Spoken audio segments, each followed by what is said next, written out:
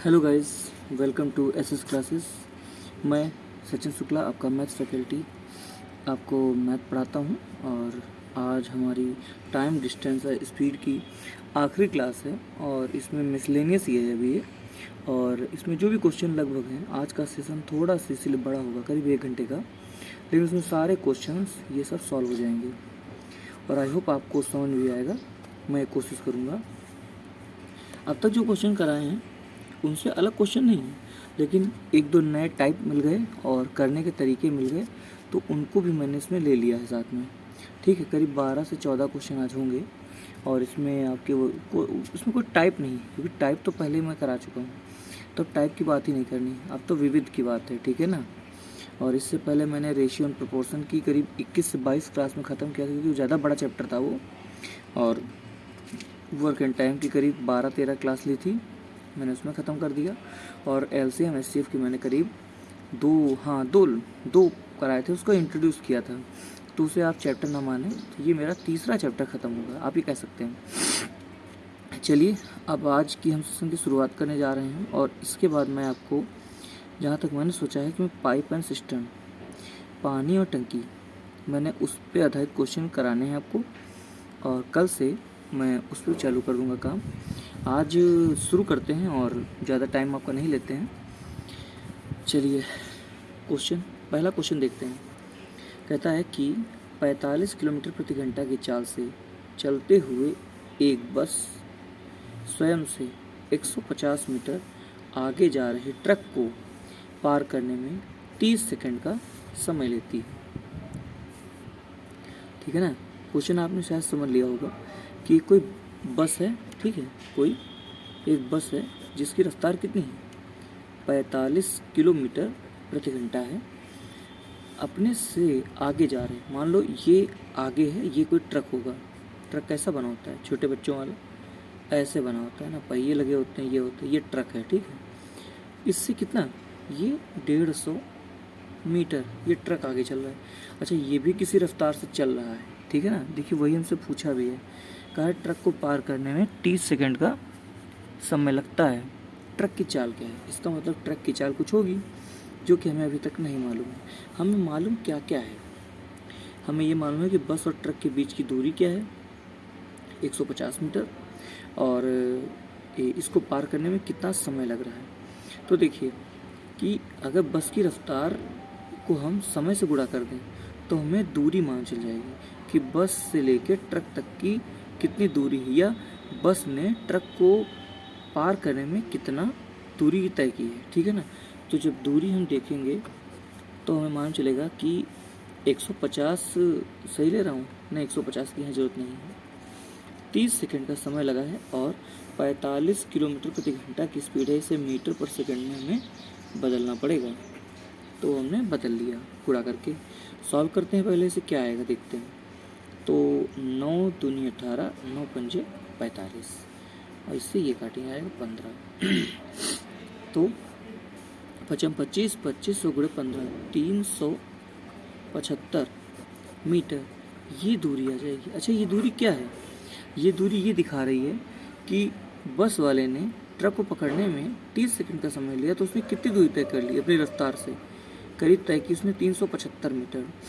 अब अगर हम जाने कि ट्रक की चाल क्या है, तो एक चीज़ ध्यान दीजिए कि अगर हम बस वाले को ट्रक के साथ ही लगा दें, बस वाले को ट्रक के साथ लगा दें, इसका मतलब कुल दूरी जो 375 बस ने तय की है, अगर उसमें से हम 150 मीटर ये घटा दें तो जो बचेगा, क्या बचेगा, 225 मीटर।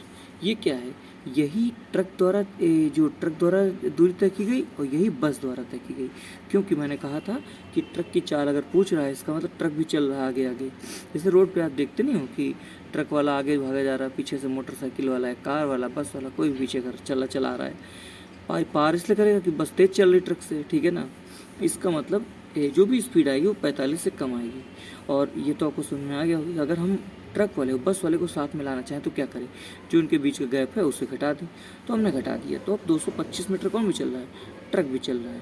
अच्छा, समय इसको भी उतना ही लगा, समय इसको भी 30 सेकंड का ही लगा, ठीक है। अब हम ट्रक की चाल अगर जानना चाहें तो हम यहाँ पे रख के निकाल सकते हैं। देखिए ट्रक की चाल क्या है, ट्रक की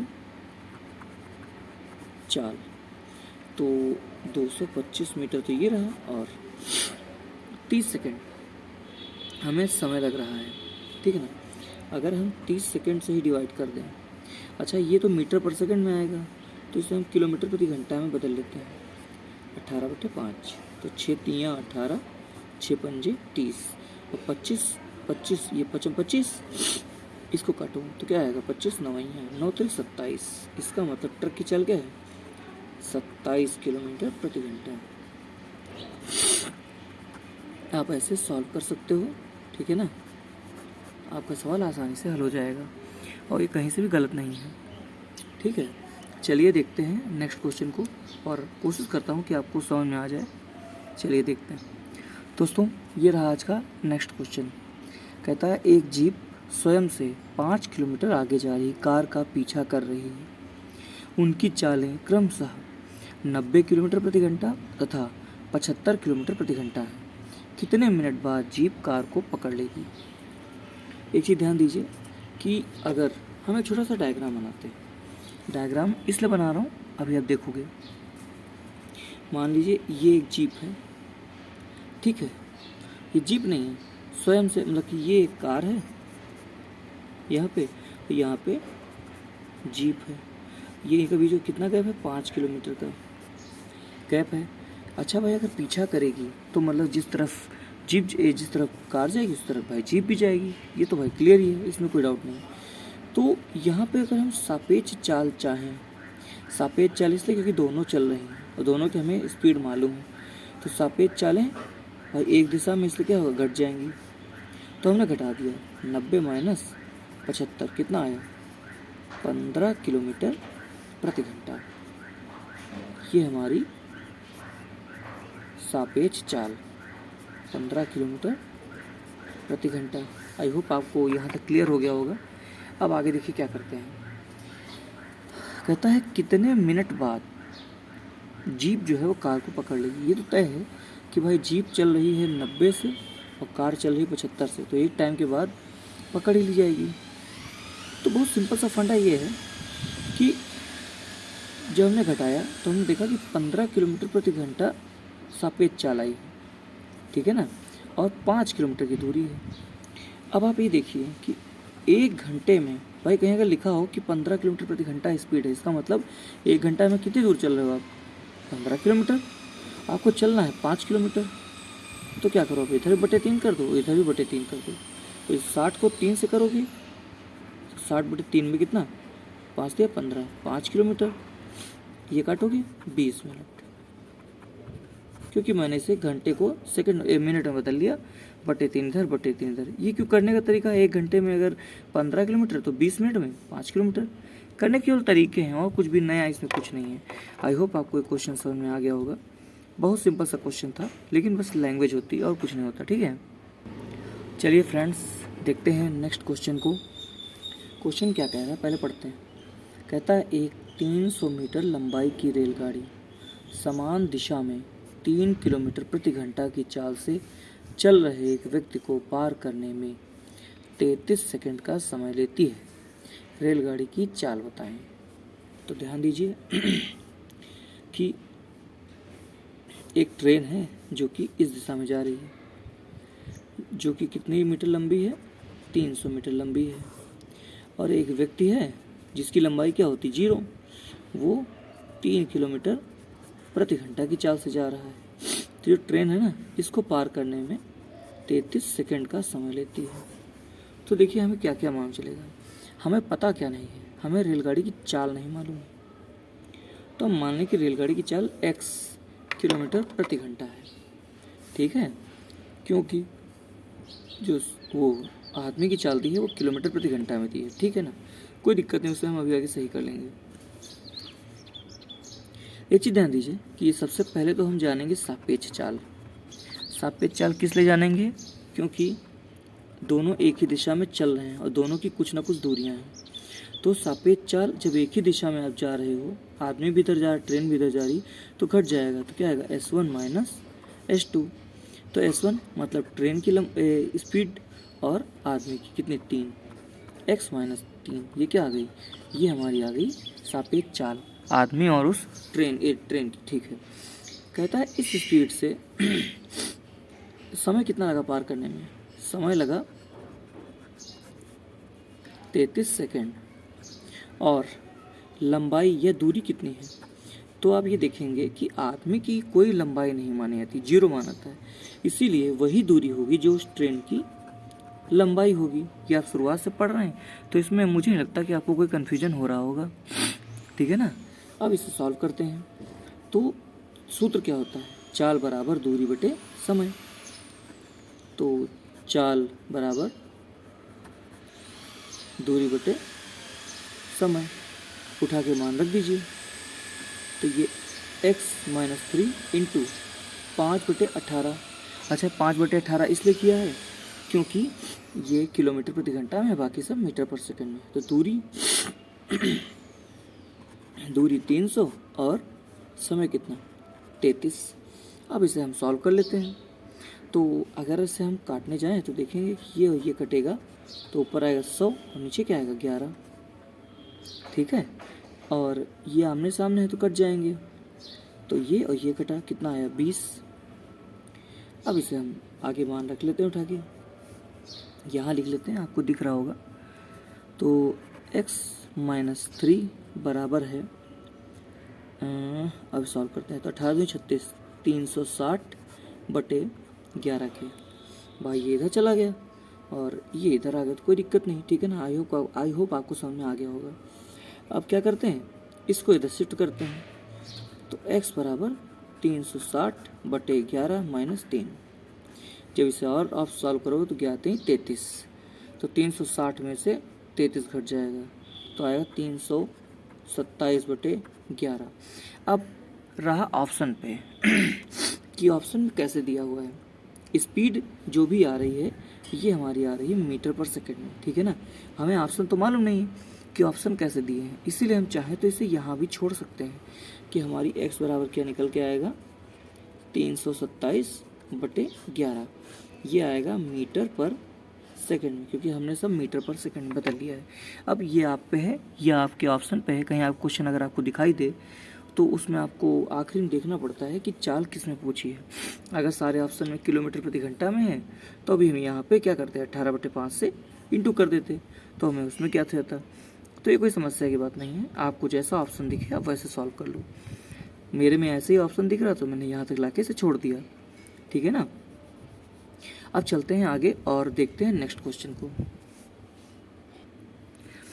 चलिए फ्रेंड्स, अगले क्वेश्चन को देखते हैं। क्वेश्चन कहता है, प्रश्न कह रहा है, 2 गाड़ी, रेलगाड़ी हो सकता है, कार हो सकता है, ट्रक हो सकता है, बस हो सकता है, कुछ भी हो सकता है। 2 गाड़ी समांतर पटरियों पर, जब भी समांतर मतलब पैरेलल, मतलब जैसे ये एक पटरी, भाई देखिए आप रेलवे स्टेशन पे जाइए तो एक पटरी थोड़े होती है, बहुत सारी होती हैं। तो जो एक साथ चल रही होती हैं वो क्या है, वो आपकी समांतर या पैरेलल है और समान दिशा में चल रही हैं। इसका मतलब ये अगर इधर जा रही तो ये भी इधर ही जा रही। मान लो ट्रेन है, ये ट्रेन बी है, या कुछ भी रख लो, इसे ए कर लो, इसे बी कर लो, एक ही दिशा में जा रही हैं। उनकी चालें दी हैं, एक की चाल है 45 किलोमीटर प्रति घंटा और दूसरी की 40 किलोमीटर प्रति घंटा। कहता है कि 45 मिनट के बाद उन दोनों गाड़ियों के बीच की दूरी बताएं। देखिए पहला क्वेश्चन ऐसा आया है, हमें ये जब ज्ञात करना हो कि उन दोनों गाड़ियों के बीच की दूरी,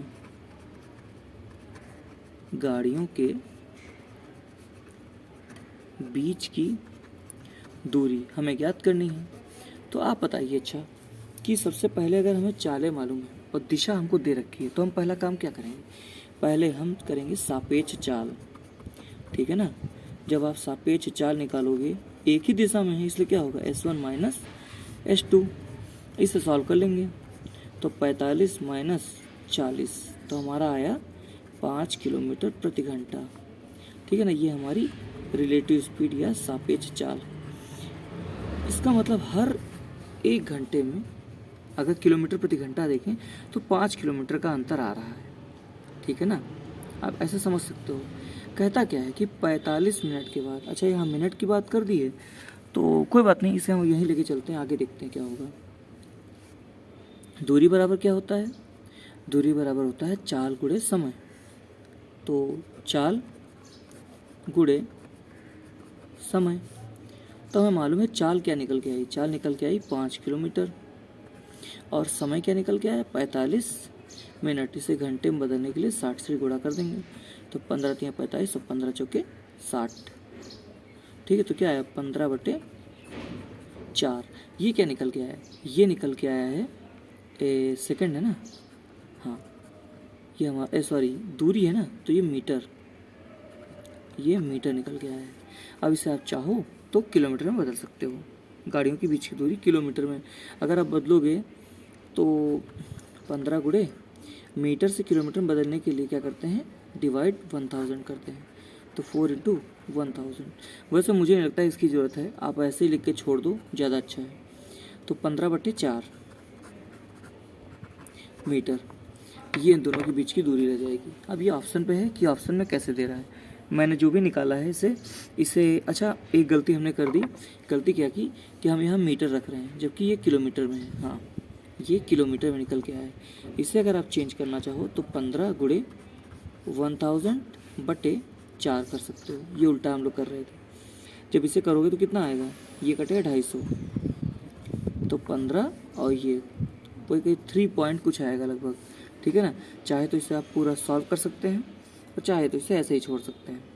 अगर मैं करूं तो करीब 3750 या 3.75 किलोमीटर के आसपास आंसर इसका आएगा।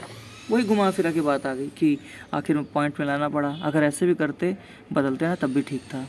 ठीक है ना, आई होप आपको आज का ये वाला क्वेश्चन समझ में आ गया होगा। और चलिए देखते हैं नेक्स्ट क्वेश्चन को। ये क्वेश्चन काफ़ी अच्छा है। इस क्वेश्चन में क्या कहता है देखिए, दो स्थानों ए तथा बी के बीच की दूरी 70 किलोमीटर है। अच्छा सबसे पहले तो डायग्राम ही बना लीजिए। कोई दो स्थान है, एक ए है और एक बी है, इनके बीच की दूरी 70 किलोमीटर है। ठीक है, दो कारें, ठीक है, एक ही समय चलना प्रारंभ करती हैं। यदि वे एक ही दिशा में चलें तो 7 घंटे में मिलती हैं, किंतु यदि वे विपरीत दिशाओं में चलें तो 1 घंटे में मिल जाती हैं। इसका मतलब हमें यहाँ पे सापेक्ष चाल से क्वेश्चन को सॉल्व करना होगा। सापेक्ष चाल यहाँ पे कैसे लगेगी देखिए, एक तो होगी S1 + S2 और एक होगी S1 - S2। वो क्यों, उसने क्या बोला, कहा यदि वे एक ही दिशा में चलें, ठीक है, तो क्या होगा S1 - S2। और अगर कहें यदि वे विपरीत दिशाओं में चलें तो क्या होगा, तो वे 1 घंटे, मतलब कि अगर ये जो ये ट्रेन है या गाड़ी है, ये इधर चले ये इधर चले, तो ये क्या है विपरीत दिशा में है, तो S1 + S2 हो जाएगा। इनकी जो चालें हैं वो जुड़ जाएंगी, यहाँ पे घट जाएंगी। ठीक है ना, इसे ऐसे सॉल्व करेंगे। अच्छा इससे फ़ायदा क्या मिलेगा देखिए, इससे क्या फ़ायदा मिलेगा कि हम क्वेश्चन को आगे बढ़ा पाएंगे। कैसे देखिए, सापेक्ष चाल हमें मालूम है कि हमें ये दोनों निकालने हैं।